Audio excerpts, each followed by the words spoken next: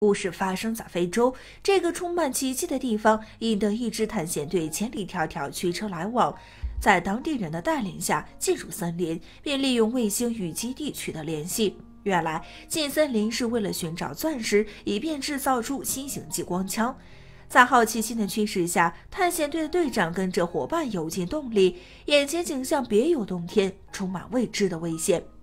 基地这老板正为激光枪成功的事高兴时，哪知游进洞里的队长遭到偷袭，生死未卜，联系不上，只好打开远程监控，结果看到探险队被一个类似猩猩的动物杀害，瞬间一肚子火。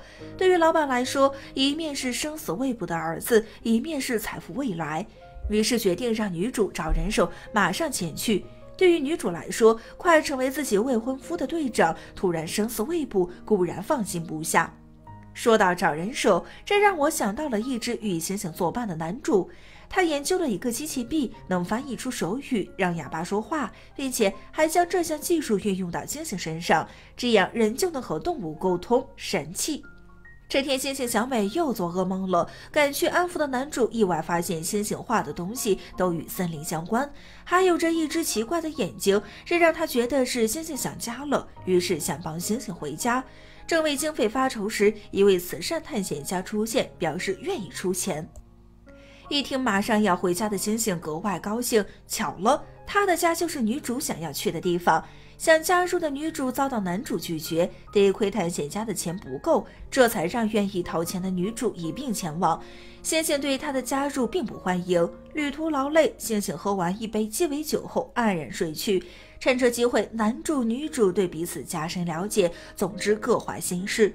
到达目的地后，劫机小伙领着他们出机场，谁料途中发生暴乱，这国家时常出现政变，所以送猩猩回家的任务危险交加。好在小伙认识当地的领队，于是决定兵分两路，一路带他们出境，一路找飞机进森林。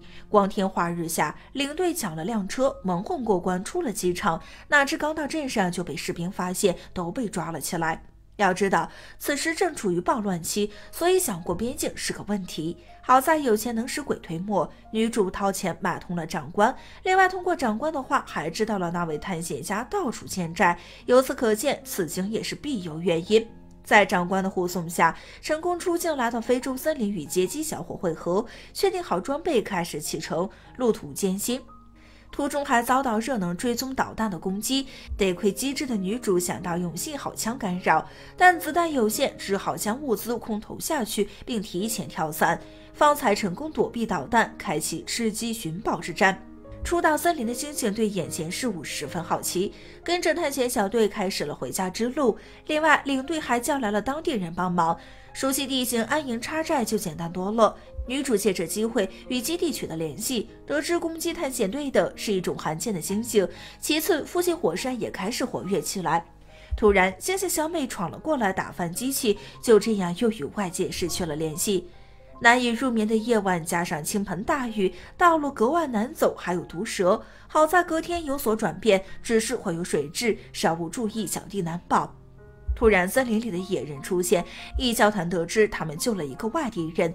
女主一听，连忙让他们带队来到野人的营地，一看是他想找的探险队成员，还活着。但一看到猩猩小美，吓得一命呜呼。一行人只好乘着疲乏，顺着河流前往深处。途中，探险家良心发现，表明自己在找一座古城，里面有很多钻石，而猩猩小美能帮忙引路。夜幕降临，他们遭到了河马的袭击，数人掉水。上岸后又看到一架被导弹击毁的飞机，他们跟着猩猩翻山越岭，同时坠毁的飞机就是老板派来的另一队人。突然，山间传来的声音是几只大猩猩，当然他们不害人，是小美的同类，不过他们并不愿意接纳小美。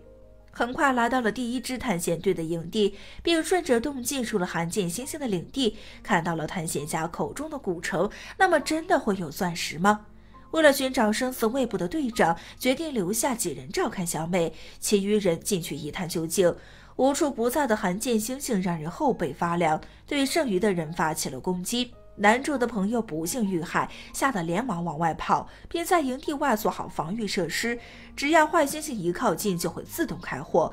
在黑科技面前，蛮力只会吃亏。当然，这也不是长久之计，很快被攻破。身处危地，一行人决定明早就撤。哪知隔天一早，星星和探险家不见了，只好又去找他们。可走来走去，又走进了古城。这会儿地面开始震动起来，显然火山要爆发了。这一阵，门被堵死，几人掉到洞底下。突然，探险家出现，原来是贪心独自去找钻石了，而星星则去找自己的同类了。被困在地底的他们开始寻找出路，找着找着竟找到了钻矿，但也闯进了坏猩猩的巢穴。贪心的探险家不幸被杀，并且一大群坏猩猩扑了过来。领队负责掩护，男女主去找出口。在洞穴深处还看到了死去的队长，只可惜唯一的出口就是打败猩猩冲出去。当领队和男主与猩猩大战时，男主不幸被猩猩抓住，当准备对他下手时，小美赶来救下了他。女主更是用钻石激光枪大杀四方，争取到了逃跑机会。此时火山开始喷发，坏猩猩被岩浆吞没，天崩地裂，男主和小美逃跑无路，差点掉入岩浆。